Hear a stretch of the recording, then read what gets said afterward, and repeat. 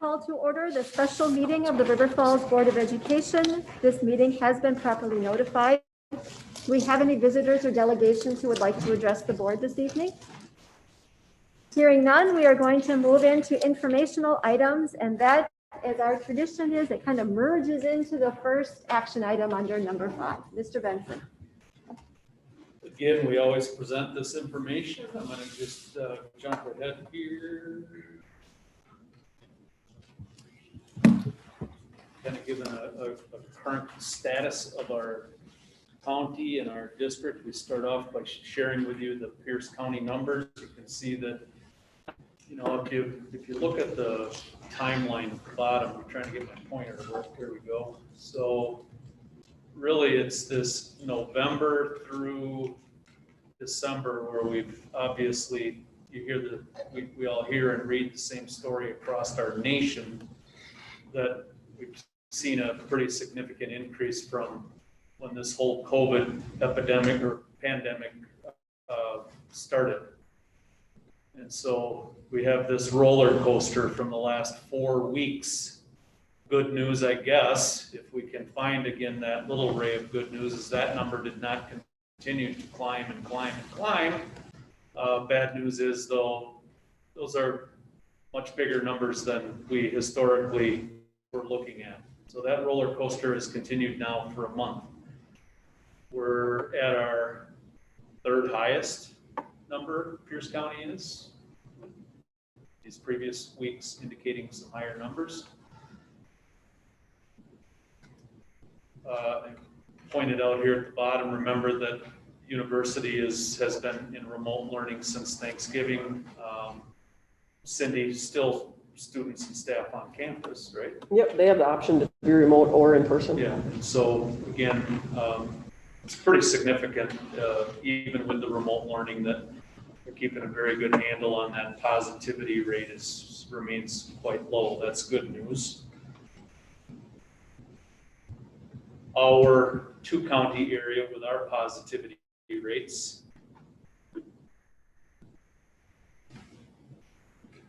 This slide reflects the source of infection. I shared this last week, and this week I've included the notable pieces down here if you want to give a glance to that at your leisure.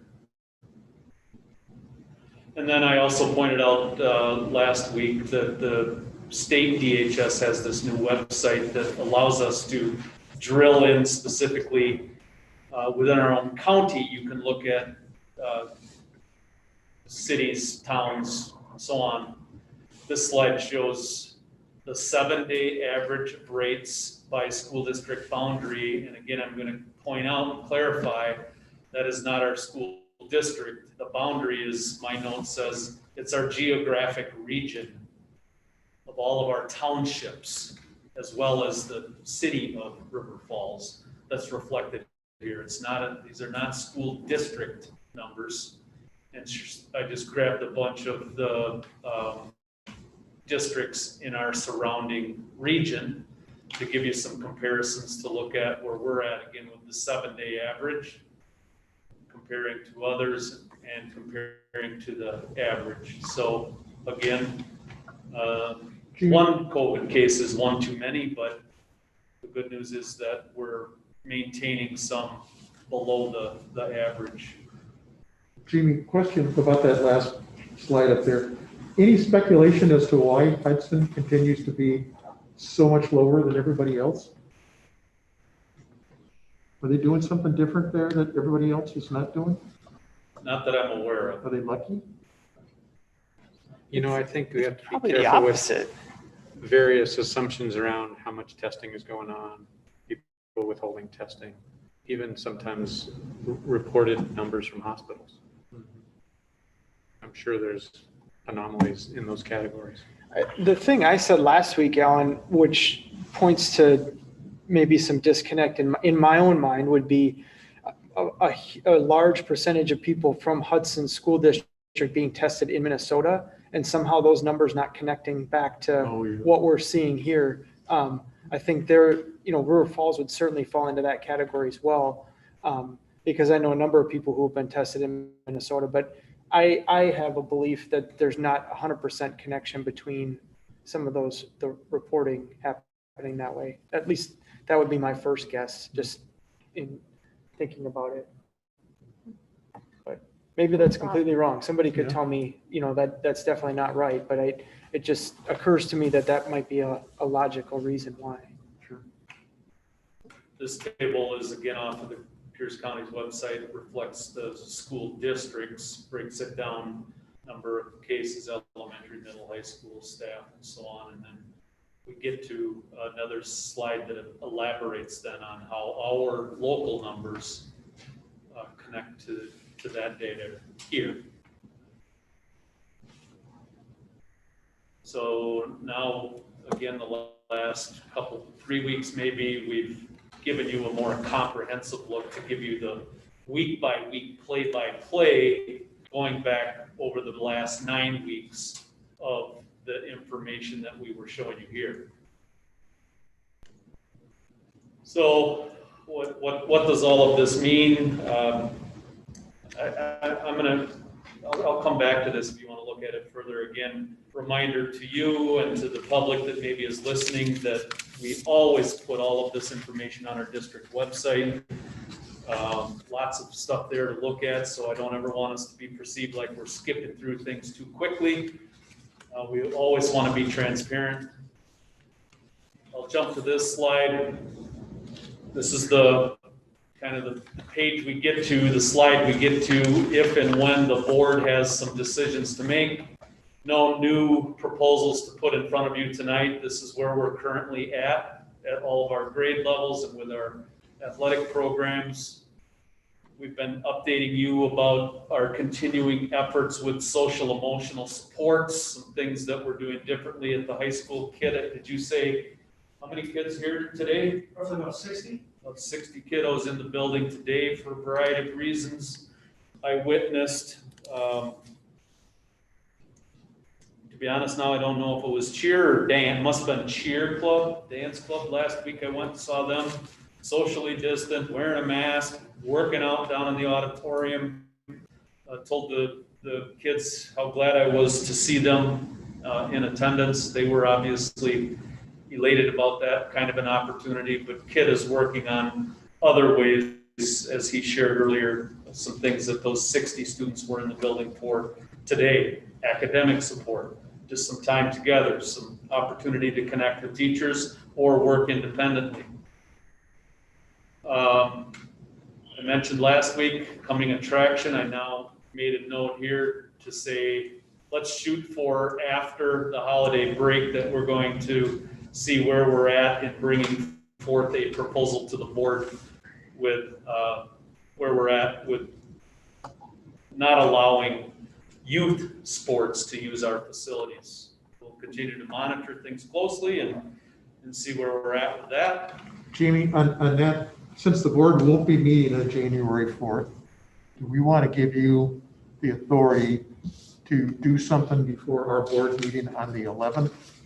In other words, if you feel that those facilities could start to be used on January 4th or earlier, are you comfortable with that? Or are you not comfortable with any use until First maybe the 11th? question would be, we said that we're shooting for we're all looking forward in this room to not meeting on December 28th, is it? Right, I think we are meeting. But we have not yet scratched the 4th from our calendar. Okay. But we're not going to have it programs on the 4th, so that's where I was picking Okay, that up. okay. So it sounds like we will have a for board now- meeting. Okay, For now, kind of stay tuned on that. okay. We also reviewed, there are these new CDC quarantine timelines where it used to be a 14-day rule.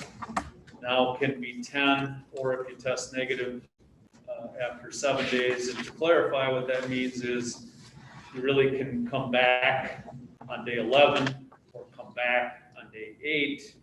As of today, there's some new conversations going on around that recent revision. So I will just say stay tuned on that as well. Some of the conversation, just to give you some insight, is whether or not a person who desires to come back at day 11 can, or does the new guidance require that we say, well, you can do that, but only under the condition of ensuring physical distancing? And so a little bit of angst that went on in the superintendent's office today over that issue had to do with talking with other school districts, communicating with DHS, checking on some new guidelines from the WIAA, and so kind of stay tuned on all of that. But our understanding was prior to today was you can return on day 11. And we all know that since September 1st, everybody knows that we have had elementary kids sitting in classrooms closer than 6 feet throughout the day because of various logistical reasons. And so stay tuned on all of that. You're talking about the conversation happening inside the district, not like it's coming down from the county or the CDC. I'm saying that this district, Okay. Once we were notified about the new guidelines, we have held firm to say, thank you, we appreciate the new 10-day, 7-day rule. We like it. We are supportive. We are implementing it. Then as of today, now we're getting some mixed messages, so that's the part that I'm saying, Okay. stay tuned on. Yeah. We have not been confused internally. We have understood that new guidance very clearly and have embraced it. Sure.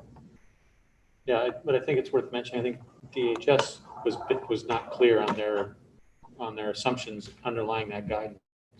Yeah. So Well, I think even their guidance is, they're trying to clarify some of the other assumptions around that guidance. Just for example, if you're going to come back at day 8, you have to have had a negative test result within 48 hours before that day.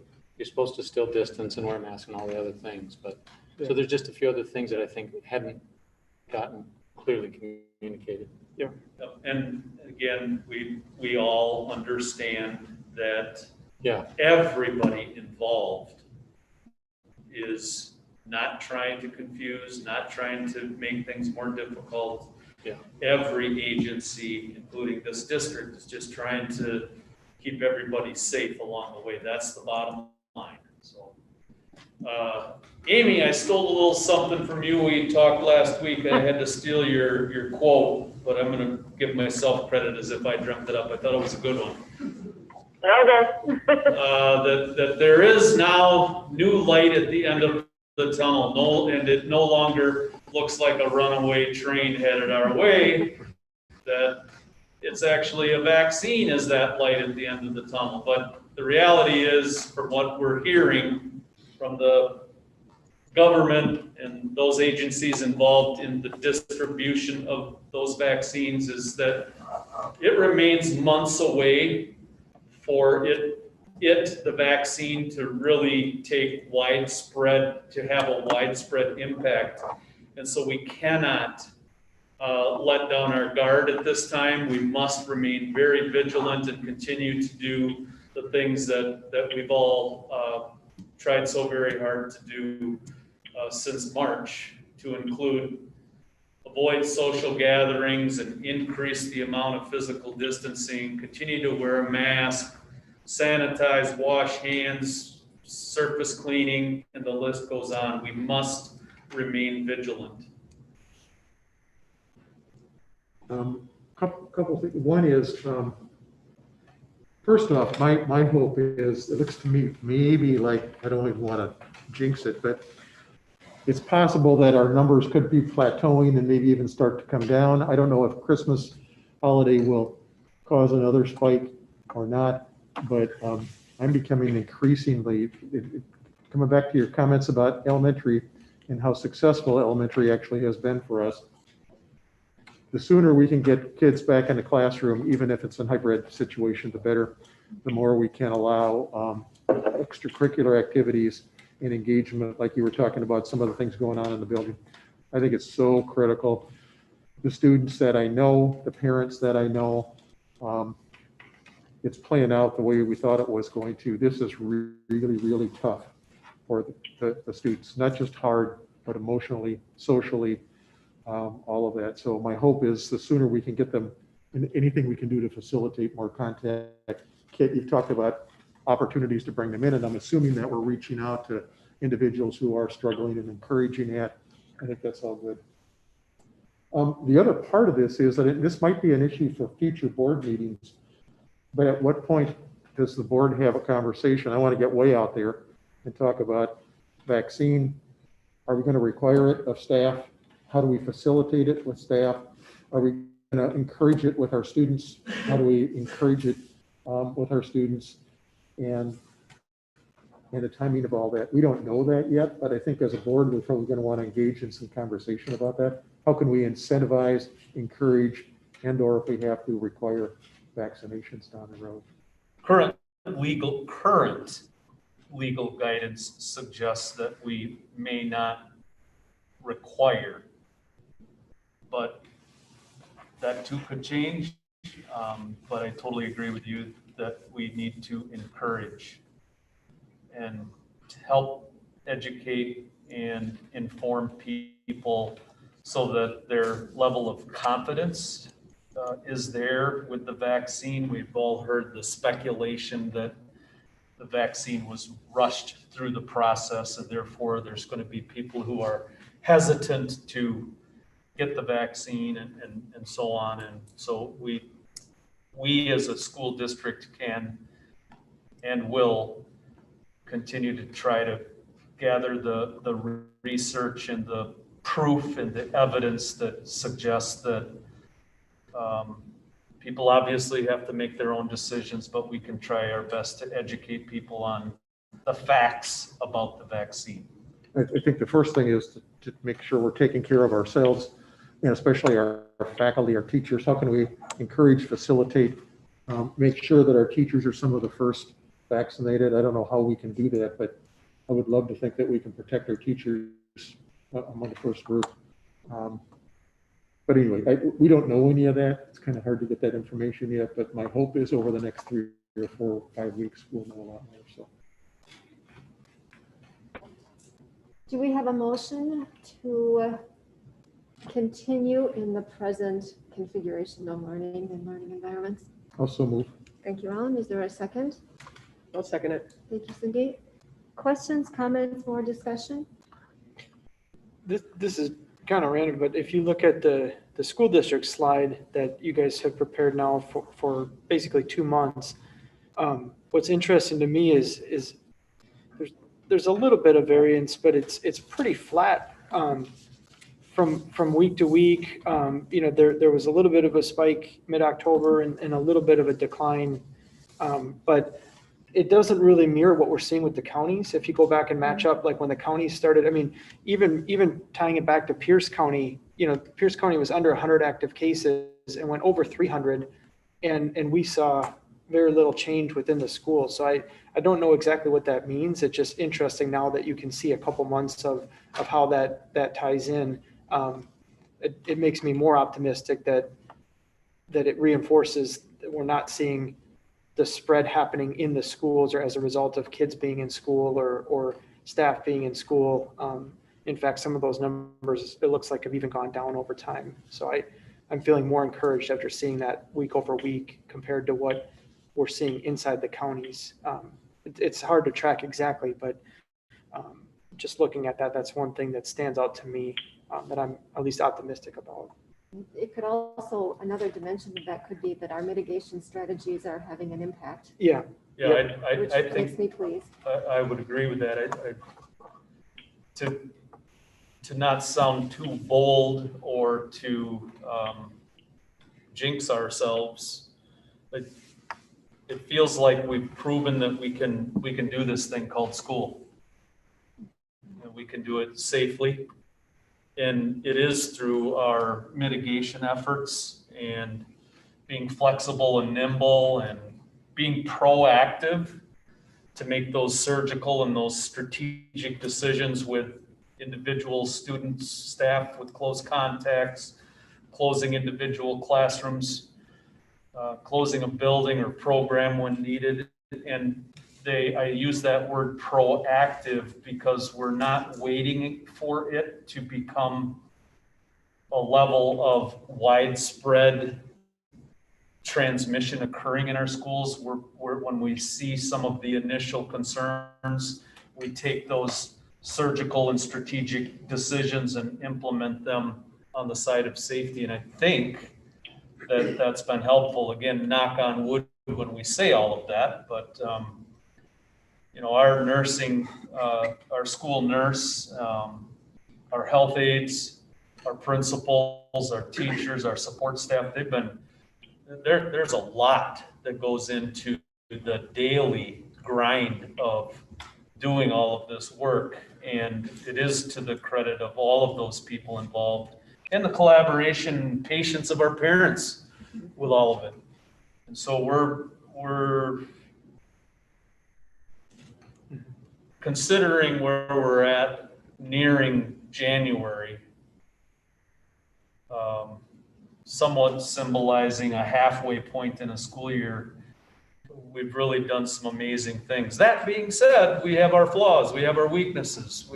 Our kids are in need, as we've talked about, in need of more social, emotional, and academic support. We got to keep getting better every day, for sure. I think some of this tells me that if you see it for a week or two, it's one thing, but seeing it for now a couple months has me more optimistic that we have justification for maybe doing some of those things, and hopefully keep stacking some of these numbers, even lower on top of each other. But I think at the start of all of this, if we had said that the county levels were going to increase tenfold from what we were looking at when these original decisions were made, I certainly didn't feel like we would see these numbers within the school, kind of hold at a steady or somewhat manageable level. So I'm encouraged, and I'm hopeful that the new calendar year means that we might be able to see a few more things too. It's good to hold on to the hope when we can find it. Yeah. Any other questions or comments? Then I'm going to take a roll call vote. Cindy? Yes. Todd? Yes. Mike? Yeah. I'm voting yes. Yes. Ellen? Amy? Yes. The motion is carried. Thank you, everybody. So we'll move on to the Education Program Committee recommendations, and Alan. Yes, we met last Monday night just for a short meeting before the regular board meeting. We met again tonight to continue some of those same conversations. And I think for anyone who has not been watching board meetings before the last 5 or 6 months here, might not realize that a good share of work often gets done in committees, and we're starting back into doing a lot of that work in the committees, and there's a lot that we talk about. So in our brief meeting last week, we talked about some changes in the standards, the way in which we state the requirements for the Wisconsin Academic Excellence Scholarship. That was just cleaning up some language based on what the state was telling us that we couldn't do in terms of selecting those scholarship recipients. Wasn't a big change. We heard an update on virtual school programming and the continuous improvement plan there. And we talked quite a bit about, and we heard from Jennifer about what we're doing to continually try and adjust to probably the fastest and hardest, one of the hardest pivots this district did was to launch a virtual school, try and staff it and pull it off in a matter of just a very few months. That was really, really hard. So we've been working really hard, the staff has been, to try and continue to make improvements on that going forward. So, and then we began the discussion that we continue tonight and actually took action on some items tonight, which I'll update on a regular board meeting next week when we talk about it. But we had staff members from the counseling office and high school administration talking about career readiness, academics and graduation requirements for the high school, and how we engage in social and emotional health to support students on their way through, and looking toward some changes about how we handle graduation, course requirements, advising, curriculum, those kinds of things. So stay tuned. We'll have more of an update about that next week based on tonight's rather lengthy meeting. Do you want to move the first reading? Yes, thank you. So based on the revisions to Academic Excellence Scholarship, I think most of us were there and were part of that conversation. I would move approval. Of the first reading of policy First reading, 461. Thank you. Is there a second? Second. Thank you, Mike. Questions or comments, further discussion? I'll do a roll call. Cindy? Yes. Todd? Yes. Mike? Yep. I'm saying yes. Alan? Yes. Amy? Yes. The motion is carried. And now we'll turn to an update about personnel. Amy, would you like to lead us through that? Yep, and actually, we just had a quick meeting, and we just discussed the sick leave policy, related to COVID-19, because the FFCRA is going to, expire on December 31st. It was just, information only, and no action was taken. And that was about it. I think you had a short meeting because others went longer, and we'll be doing the remaining agenda items at the next one. Thank you. Yes. So we'll go down to D, which would be proposed or suggested items for future board meeting agendas. I have one, and that's to ask administration, and I've talked with Jamie about this already, to have a comprehensive review, K-12, across all of the learning environments of what we have done, what we are doing in terms of social and emotional support for our kids, knowing that there's always more to do, but it helps the board to have a sense of where we are if we could have this conversation. So that is something I would like to see. I leave it up to administration to decide. That would be in the coming weeks. You figure out the time that's the most appropriate. Do we have any other items? It might be just to piggyback on that too. We've had a few comments along the way from staff involved with, different, but, to include the staff part of that too, in terms of the, if that would be part of the update. Students and staff, I guess, would be helpful to know kind of where everyone is at mentally. Good point. So we would have this pre-K-12 portion, and then we would also have teachers and staff. And we'll let you decide if you want to do them at the same time or divide them up. Anything else? All right, then we're going to schedule meetings. We'll be doing more of this next week, but the next regular board meeting will be Monday, December 21st at 6 o'clock. We will be meeting, let's just decide right now, we are going to be meeting on January 4th, 2021. We'll start at 6 o'clock for a special board meeting. And the meeting is adjourned. Thank you, everybody. I'm going to